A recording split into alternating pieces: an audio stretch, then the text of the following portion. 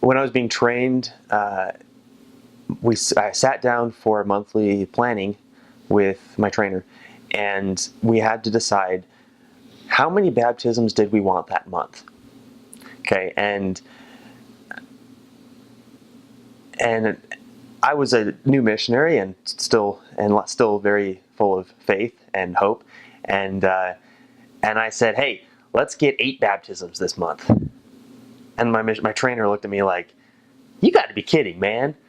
Like, we just moved into the area. We knew nobody. We didn't know the place. 8 was quite a bit for that mission at that time in that area, and and he looked at me like I was crazy, and I was just like, hey, what do we have to lose? Like, if we don't baptize 8 people, we don't baptize 8 people, but we can still try for it. And he's like, okay, fine. And and that week we had a baptism already scheduled from the previous elders that had left the area. And so we're like, great, where do we find 7 more? We don't know anybody in this area. That day we went down to an area and we found a kid and started talking to him. And 2 weeks later he was baptized, and we kept teaching his family. The rest of his family wasn't baptized, and then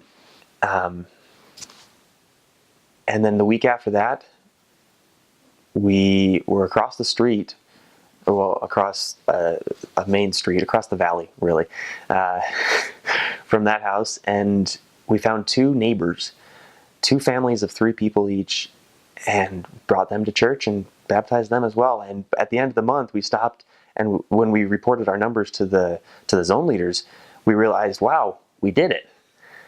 I mean, we hadn't really been paying attention to that goal during the month.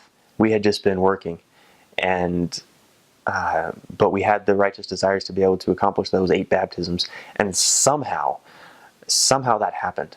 And so I know that the Lord really wanted us to be able to baptize all those people in that month, and to be able to, and the Lord wanted to show to us that yes, it's possible. Let's build your faith a little bit, elders. It's possible to get all these people to come to church and to learn about the gospel.